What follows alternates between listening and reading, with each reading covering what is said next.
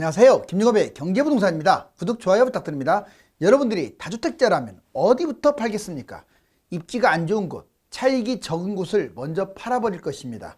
다주택자 양도세 중과가 1년간 유예될 것이 사실상 확정된 가운데 700만 채에 이르는 다주택 매물이 벌써부터 쏟아지고 있습니다. 대출 제한과 금리 인상 등으로 매수자가 완전히 사라진 상황이라서 매물 경쟁이 붙다 보니까 급매가 속출할 가능성이 높습니다. 다주택 매물을 팔지 않으면 영원히 2주택 세금은 사라지지 않고 집값이 폭락할 경우 반토막이 도사리고 있습니다. 그렇다면 많이 빠진 7곳은 어디일까요? 유료 상담은 010-3999-8808 전화 주십시오. 다주택 실망 매물 터졌다. 벌써 반토막 초급매 7곳. 지금 실질적으로 지금 매물이 다시 더 줄어드는가 했더니 이번에 다주택 중과 완화 이걸 계기로 해서 이제 매물들이 쏟아질 조짐입니다. 투자하고 싶어도 손을 꽁꽁 묶어야 합니다. 지금 상황 이런 상황이에요. 손을 묶지 않으면 자꾸 이 손으로 뭔가를 질렀다가는 이제 꼭지장에서 10년간 쫄딱 망할 수 있어요. 다주택 집주의 매물 폭탄 쏟아진다. 자, 보시면 세금 폭탄 맞은 다주택자들 외곽부터 매도한다고 벌써 하잖아요. 그래서 똘똘한 한 채로 이제 올인하려는 어떤 경향이 좀 강할 거예요. 그렇지만 대세하락에 이제 이르면 다 같이 빠지는 건 사실입니다. 자, 다주택자 집주인 매물 폭탄. 먼저 다주택자는 반드시 매도해야 돼요. 아, 뭐 또 집값도 올라가는데 뭐 끌고 가지. 그럼 뭐 합니까? 이제 계속 보유세는 늘어나고 그렇다고 한번 폭락한 다음에 올라갈 가능성이 계속 뛰지 않아요. 지금은 뛰어도 너무 많이 뛰었다는 걸 잊어서는 안 돼요. 그리고 세금은 안 없어집니다. 영원히 안 없어져요. 2주택 세금은. 중과세가 지금처럼 폐지됐다 사라졌다 다시 생겼다 폐지됐다 생겼다 그러지 40% 세금은 영원히 안 없어진다고요. 그러면 던져버려야죠. 자, 먼저 중과세 유예 기간에 파는 게 좋고요. 지금 자, 영원히 세금은 안 없어진다는 걸 잊지 마세요. 상승 차익이 적어요. 올라가면 뭐합니까? 이제 많이 뛰었기 때문에 기대감은 별로예요. 만약에 하락이라 한다면 반토막 될 수도 있어요. 세금이 문제가 아니라 그동안에 버려들였던 이 차익이 싹 사라져버린단 말이에요. 두 번째, 외곽 지역일수록 매도하는 게 좋아요. 그러면 외곽은 어디를 말하느냐? 가장 위험한 곳이 지방입니다. 지방의 중소도시가 제일 위험하고요. 싸더라도. 두 번째, 2번이 광역시예요. 일단 공급 폭탄에다가 인구 감소가 한꺼번에 터지는 곳이 지방이고 땅은 지나치게 넓어요. 세 번째가 수도권 외곽입니다. 사실상 말이 좋아 세 번째지 수도권 외곽은 나중에 난리 날 수 있어요. 왜? 3기 신도시 물량이 너무 많아요. 예전에 2기 때 얼마나 힘들었는지 당했잖아요. 10년 동안 경기도 집값 안 올라가가지고 10년 내내 마음고생한 사람들 많을 거예요. 이번에는 더 심할 겁니다. 3기 신도시. 마지막으로 4번은 서울 외곽. 뭐 서울 중심으로 집을 갖고 있으면 서울 외곽을 던지겠죠. 근데 개인적으로는 4번 서울은 안전하고 수도권 외곽이 문제죠. 자, 아파트가 아닌 것들은 매도해버리세요. 1번, 차익이 적은 것을 먼저 매도하고, 두 번째, 아파트가 아닌 것들 매도하는 게 좋아요. 얘들은 상승 가능성이 적고 안 팔리니까. 세 번째는 나홀로 아파트도 별로 좋은 게 아니에요. 얘 던지시고, 마지막으로 투자가 적은 것들, 즉 투자성이 별로 없다고 느껴지는 것들, 이렇게 해서 아파트 아닌 것들을 비롯해서 나홀로 투자성이 적은 것들은 매도해라. 이제 공급 폭탄을 신경을 써야 돼요. 2021년 작년부터 27년 8년 이때까지 계속 분양 및 다주택 매물이 쏟아질 텐데 당연히 입주 물량이 또 터지게 되면 집값이 추락할 수밖에 없어요. 지금은 3기 신도시나 서울이 경쟁률이 세지만 앞으로 1, 2년 후에는 제가 보기에는 미분양 속출할 겁니다. 다주택 700만 채나 되네요. 어마무시하죠 지금. 공급 물량 200에다가 다주택 700만 채 또 법인 이것저것 합치면 1000만 채 남아도는 게. 자, 인구 감소도 공급 폭탄과 함께 상당히 문제가 되죠. 그러면 또 하나 문제가 뭐냐면 매수자가 지금 사라져 버렸어요. 그럴 수밖에 없는 게 대출 규제 때문에 사고 싶어도 못 사요. 금리 인상은 지속돼서 부담이 되는 거야 이게. 그리고 집값 거품이 튀어되다 보니까 예전에 얼마였던지 가격을 알거든요. 그래서 지금 사기에 지금 좀 찜찜한 거야 심리적으로. 마지막으로 매수 여력이 부족해요. 이렇게 비싼 돈을 주고 매수할 사람들이 그렇게 많지가 않아요 생각보다. 왜 다주택자들 또는 거품으로 집을 잡은 사람들 이런 분들이 미리 매물을 던져야 하는지 알겠죠? 자, 이거 보시면 도표화가 잘 돼 있어요. 지역별로 하락기간, 회복기간, 신고가 기간이 있는데 연도 22년부터 쭉 31년까지 있어요. 자, 지역별로는 지역 구분하면 강남, 서울, 경기, 지방. 이거는 상당히 중요합니다. 실질적으로 과거 데이터를 바탕으로 한번 만들어 봤어요. 자, 먼저 강남. 강남은 한 3년 정도 하락하면요. 3년 정도. 예전에는 한 4년 했어요. 하락하면 회복하는데 1, 2년이면 회복해버려요. 상당히 하락 기간도 짧고 회복 기간도 짧죠. 그런데 신고가 기간이 길어요. 그러다 보니까 강남이 제일 많이 뛰는 거예요. 앞으로도 이런 현상이 벌어질 겁니다. 폭락을 하다가 회복하고 신고가. 그런데 서울만 돼도 조금 달라져요. 하락 기간이 더 길죠. 회복 기간도 길어요. 회복기는 뭐냐면 이 떨어진 가격이 회복했다는 뜻이에요. 즉 자기 원점 돌아오는데 7년 걸려요. 서울은. 강남은 한 원점 돌아오는데 5년 걸린다면 서울은 하락기 회복기에서 7년. 신고가, 서울도 신고가 가능성이 높습니다. 왜? 서울은 땅이 좁기 때문에 그래요. 자, 이제 경기도 보실래요? 경기도는 하락기가 더 길어요. 무려 5년 동안. 회복도 하는데 3년이나 걸리고요. 신고가는 짧아요. 2년 정도. 이번에 모습이 그거죠. 거의 신고가 찍는데 1년밖에 안 걸렸어요. 경기도. 즉 2010년부터 2019년까지 10년간 떨어지고 회복하는데 급급했어요. 대부분이. 이거 상당히 조심해야 돼요. 왜 그럼 이런 일이 벌어지냐면 집이 남아도니까 이런 일이 벌어진 거예요. 집이 남아돌아서. 지금은 다주택자들이 매물을 갖고 있고 집값이 너무 뛰니까 사람들이 막 집이 모자란 줄 착각을 하는데 집이 남아도는 거 맞아요. 이익이 신듯이 매물 폭탄. 이제 3기까지 더해지면 난리 나겠죠. 자, 이제 지방 보세요. 하락기가 더 길어요. 거의 5년. 자, 회복하는데 3년 걸리면 신고가나 찍을지 모르겠어요. 제가 여기 신고가라고 이렇게 1년 써놓긴 했는데 지방이 인구도 급감하고 있고 산업체도 사라지고 있는데 무슨 신고가를 찍겠어요. 지방도 지방 나름인데 선별 잘해야 합니다. 결론적으로 안정성 순을 보면 강남, 서울, 경기도도 외곽은 불리해요. 지방 이 순서입니다. 자, 이제 다주택 매물 3기 신도시. 그렇다면 공급폭탄으로 인해서 지금 다주택자들이 어디를 먼저 팔 것이냐 보시면 7곳을 한번 정리해 봤어요. 가장 먼저 1번이라고 한 곳은 이 원 있죠. 파란 원. 이게 서울이에요.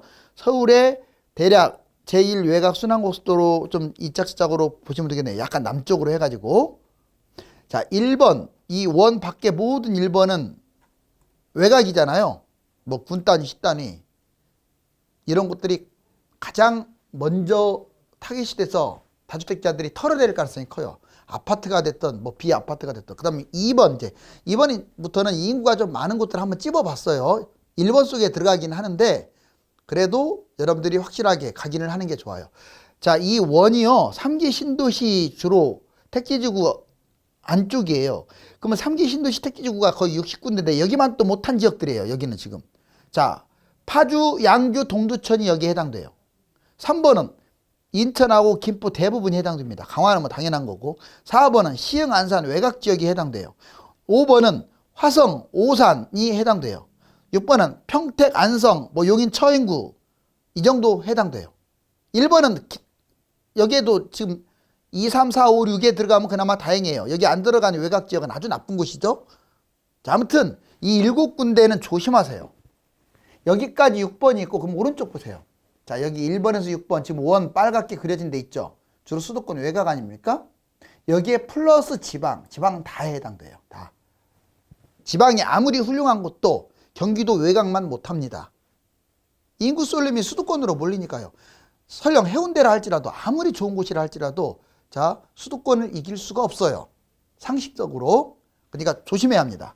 아무튼 지방 나머지 전체 그러니까 이 빨간 원 밖에 여기 강원도, 충청도, 경상도, 전라도 이곳이 7번째예요. 정리하면 7군데 많이 빠지는 곳은 수도권 외곽 1번에 2, 3, 4, 5, 6까지 하고 7번이에요. 이해가셨죠? 자, 이제 여기를 한번 세부 분석을 해봤어요. 경기 외곽 지역은 전체적으로 위험하다고 했죠. 3기 신도시보다 더 오히려 위치가 안 좋아요. 이 매물 폭탄 지역보다 위치가 안 좋으니 집값이 뛰겠어요? 그 근거를 말씀드릴게요. 예전에 파주, 자, 그 다음에 인천, 그리고 평택 이런 데 보세요. 외곽이잖아요. 거기 막 분양가 밑으로 널려 있었잖아요. 지금 뛴 것은 의미가 없어요. 다 뛰었기 때문에. 결국 또 추락하면 나중에 회복을 할지 그게 걱정돼요. 3기 신도시 파악 대부분 2021년 뒤늦게 뛰었던 곳들이 여기에 해당돼요. 그 다음에 파주, 양주, 동두천, 북부권 외곽 지역으로서 다주택 법인 매물이 쏟아질 수 있어요. 이제 다주택 매물 700만 채만 해당되는 게 아니라 법인 매물 100만 채. 인천, 김포 외곽도 문제예요. 서부권 외곽 지역이죠. 역시 다주택과 법인 매물. 안산 시흥은 서남권의 외곽 지역이에요. 다 그런 건 아니고 좀 사이드 쪽에 있는 곳, 바닷가 쪽. 자, 다주택 법인 매물 폭탄이 쏟아집니다. 화성, 오산은 남부권의 외곽 지역이에요. 결코 입지가 좋은 곳이 아니에요. 뭐 봉담이네, 뭐 바란이네 이런 거 좋은 곳 아니라고요. 자, 다주택 법인 매물 폭탄. 그 다음에 평택, 안성 전체가 안 좋아요. 고덕 신도시를 제외하고는. 동남권 외곽 지역이죠. 다주택 법인 매물 폭탄이 먼저 털어날 곳이고, 기타 수도권 외 지역은 이제 지방인데 지방은 더 안 좋다고 했어요. 광역시 전체입니다. 예외도 없어요. 지방 전체입니다. 다주택 법인 매물이 1순위로 털릴 곳이 수도권 외의 지방이에요. 그 다음에 여기 찝어드렸던 곳들. 공통점이 뭐냐? 강남, 서울 거리에서 멀어요. 두 번째, 비선호, 선호를 안 하는 지역들이고 물량 폭탄이 많은 곳이고 인구도 감소되는 곳이에요. 자, 이제 분양 물량 다주택 매물 1천만 호가 쏟아진다. 이게 이제 앞으로 21년부터 28년까지 꾸준하게 매물 늘어날 거예요. 분양 공급 폭탄이 무려 200만 호. 수도권에 150만 원거나 이렇게 밀려 있어요. 자, 3기 신도시 택지구 110만 플러스 서울 30만, 지방 50만에서 200만 호가 되는 거예요. 2021년 3기 신도시 분양, 21년, 28년 보통 입주가 길게 입주합니다. 주로 23년부터 입주가 많죠. 여기 23년부터 30년. 1기 신도시, 2기 신도시, 특히 2기 신도시 때도 난리 났었는데 얘들 분양 입주할 때 어떻습니까? 폭락했잖아요. 그리고 미분양 터졌죠. 근데 얘들 플러스 3기 신도시는 더 많아요. 그래서 문제라는 거예요. 인구는 늘지도 않았는데 세대수 늘어난 거? 그 1인 가구 늘어난 게 무슨 얼마나 도움되겠어요. 그 다음에 이게 다주택을 특히 제가 노란색을 쳐놨는데 이것 때문에 위험한 거예요. 공급도 공급이지만 거의 700만 호. 2012년 이후에 지속적으로 증가하고 5채 이상 다주택 증가폭이 크다. 징벌적 세금 못 버티고요. 그 다음에 이 사람들 이번에 한시적으로 아마 양도세 면제해주면 이때 안 팔게 되면 가장 위험한 게 뭐냐? 집값 폭락이에요. 폭락하면 반토막 뛰면 세금이 문제가 아니잖아요. 계속 올라간다고 착각하면 경매당할 수도 있습니다. 자, 임사 매물 폭탄 160만 원. 이건 다주택에 들어가 있는 거예요. 700만 매물 속에 약 160만 호의 임대주택 사업자가 들어가 있습니다. 임대주택 활성화 방안으로 2017년 이후에 엄청나게 늘어났어요. 그리고 지금까지도 안 팔고 있어요. 아직 말소 안 된 것들. 더 집값 뛸 줄 알고. 자, 법인 매물도 100만 호. 2018년 특히 지방을 중심으로 1억 미만짜리를 쓸어 담았는데 이거 투기하는 사람들이요. 제가 보기에는 정부가 이거 잡아줘야 돼요. 이런 거 못하게. 세금 그냥 때려버려야 합니다. 웬 법인이 부동산을 왜 잡아요? 부동산 관련도 없는 회사가. 그냥 지금 혜택 주고 있다는 게 정부가 투기꾼이라는 뜻이에요. 그 뜻이. 자, 앞으로 새 정부는 그러지 않았으면 좋겠어요. 당선인, 단기 상승 요인, 당선인이 지금 이제 시장 자율 원칙으로 하는 것은 박수 친다고 했어요. 그렇지만 단기적으로 이런 요인 때문에 지금 좀 올라갈 것 같아요. 느낌에. 보세요. 재건축 올라가고 있어요. 강남 3구 상승 전환했습니다. 이미. 두 번째, 리모델링 뛰고 있어요. 1기 신도시의 분당, 평촌, 일산 여기뿐만입니까? 리모델링 많은 곳들 있잖아요. 수원이나 뭐 수지라든가 이런데. 자, 그다음에 재개발 상승, 청량리, 뉴타운. 이 재개발까지 들쑤셔가지고 재개발도 뛰고 있어요. 뉴타운들이. 그 다음에 청와대 외 이전해가지고 용산 지금 제가 뭐라고 했습니까? 용산 떨어진다고요? 아니 청와대가 이전하면 용산 불쏘시개 되는데 왜 떨어져요? 더 올라가지. 그 다음에 분양가 상한제 폐지한다고 하니까 자꾸 상한제 폐지한다니까 분양을 늦추고 있어요. 누가? 건설사들이요. 그리고 고분양가로 때리고 있어요. 지방. 이런 거 잡았다가는 끝장이죠. 자, 기타, 기대감. 지금 새 정부가 임대주 사업을 뭐 활성화시키겠네. 소형 뭐 빌라라든가 다세대 이런 것들은 주택수에 포함 안 시키네. 말도 안 되는 지금 이야기. 대출 조금 뒤로 양보하는 것 같은데 아직 못 믿어요. LTV는 확대시켰고 DSR은 지금 안 하겠다고 하는데 좀 봐야겠어요. 아무튼 이런 것들 때문에 지금 집값이 올라가고 있고 지역별 하락기간과 집값 시세 한번 볼까요? 자, 하락기간. 강남은 현재 26억 평균 집값이에요. 서울 12억이에요. 경기도 6억이에요. 광역시 4억이에요. 어떻습니까? 이제 빈익빈 부익부라고 갈수록 강남하고 서울 집값은 비싸졌죠. 그런데 그래봤자 자 6개월 지나면 22억. 지금 6개월 안 지났어도 얼마 전까지만 했어도 20% 가까이 빠졌어요. 서울도 그렇고. 1년 정도 빠지면 19억. 자 2년에서 3, 4년 빠질 가능성이 큰데 강남은 26억이 15억이나 12억 반토막 날 수 있다. 그 다음에 서울 12억이 기간에 따라 다른 거예요. 몇 년을 빠지느냐에 따라서 10억, 9억, 7억 결국 반토막 나네요. 6억. 자 경기도 6억짜리가 5억, 4.5억, 4억, 3억 반토막 되네요. 광역시 4억짜리가 3.5, 3억, 2.5, 2억. 무슨 광역시가 반토막 나느냐. 여러분들 예전에 창원이라든가 울산 시세 보세요. 4억짜리 2억 떨어진 거 수두룩합니다. 다 그렇게 떨어져요. 하락장에는. 그 다음에 여기 보시면 이제 여름만 되면 이렇게 집값이 폭등하다 보니까 대책이 다 여름에 나왔잖아요. 여기 보면.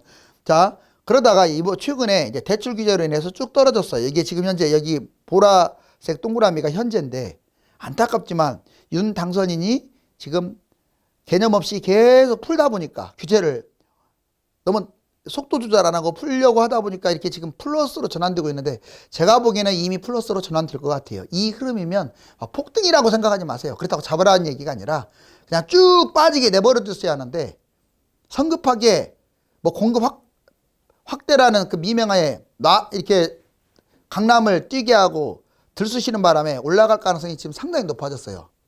폭등보다는 반등 정도. 그래서 여름까지 아마 올라갈 가능성이 좀 더 이제 커졌어요. 저는 한 6, 70%까지 더 높게 봐요. 그전에는 낮게 봤는데. 어찌됐건 여기 보세요. 22년 하반기에는 또 떨어질 거예요.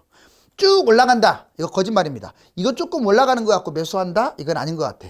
자, 여기 보시면 다주택, 임대주택 사업, 3기 신도시 폭탄 매물. 보세요. 다주택자 수만 보면 210만 가구, 10만 명이에요.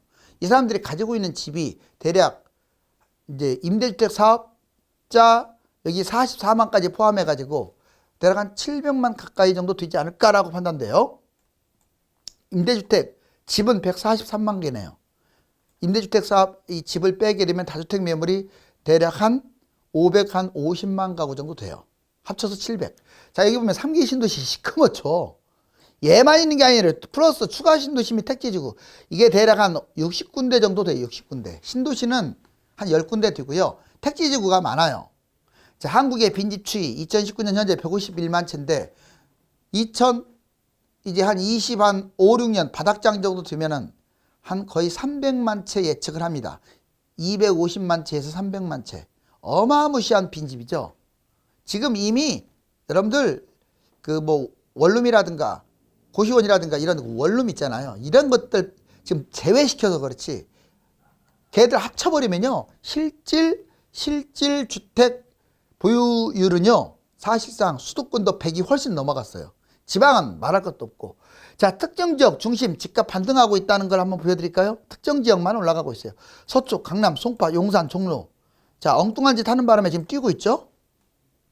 좀 올라가고 있잖아요. 아직 0에서 이제 맴돌고는 있지만 대선 이후에 매물도 지금 줄어들고 있어요. 특히 송파, 강남, 서초, 영등포, 광진, 서울 평균. 갈수록 지금 매물이 지금 이렇게 그전에 늘어났었잖아요.